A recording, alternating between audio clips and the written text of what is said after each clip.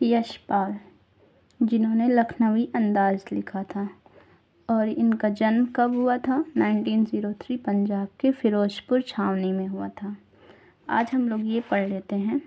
यूँ तो यशपाल ने लखनवी अंदाज व्यंग यह साबित करने के लिए लिखा था कि बिना कथ्य के कहानी लिखी जा सकती, परंतु एक स्वतंत्र रचना के रूप में इस रचना को पढ़ा जा सकता है। यशपाल उस पतनशील सामंती वर्ग पर कटाक्ष करते हैं जो वास्तविकता से बेखबर एक बनावटी जीवन शैली का आदी है।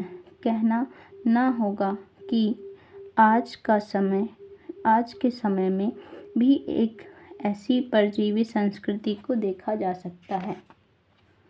तो अब हम शुरू करते हैं।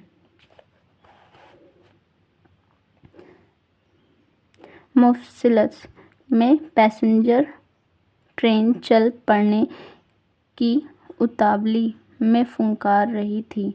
आराम से सेकंड क्लास में जाने के लिए दाम अधिक लगाते हैं। दूर तो जाना नहीं था, भीड़ से बचकर एकांत में नई कहानी के संबंध में सोच सकने और खिड़की से प्रकृति दृश्य देख सकने के लिए टिकट सेकंड क्लास का ही ले लिया। गाड़ी छूट रही थी। सेकंड क्लास के एक छोटे डिब्बे को खाली समझकर जरा दौड़कर उसमें चढ़ गया। अनुमान के प्रतिकूल डिब्बा निर्जन नहीं था। एक बर्थ पर लखनऊ एक नवाबी नस्ल के एक सफ़ेद पोश सज्जन बहुत सुविधा से पलथी मारे बैठे थे।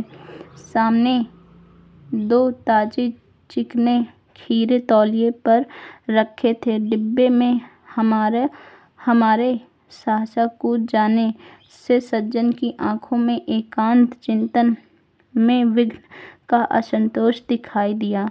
सोचा हो सकता है यह भी कहानी के लिए सूझ की चिंता में हो, या खीरे जैसी अपदार्थ वस्तु का शौक करते देखे जाने में संकोच में हो।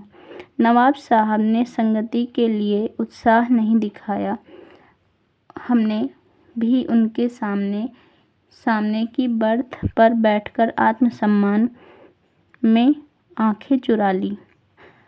ठाली बैठे कल्पना करते रहने की पुरानी आदत नवाब साहब की असुविधा और संकोच के कारण का अनुमान लगने लगा। संभव नवाब साहब ने बिल्कुल अकेले यात्रा कर सकने के अनुमान में किफ़ायत के विचार से सेकंड क्लास का टिकट खरीद लिया हो, और अब वह गवारा न हो कि शहर का कोई सफ़ेद पोश उन्हें मंझले दर्जे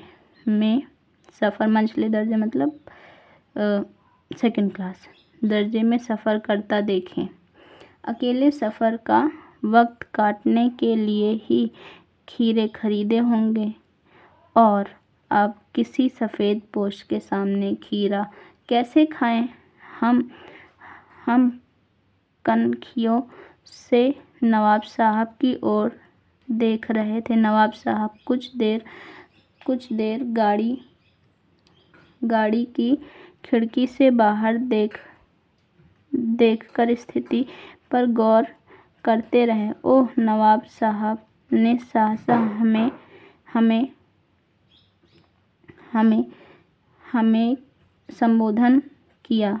आदाब अर्ज़, जनाब खीरे का शौक़ फरमाएंगे?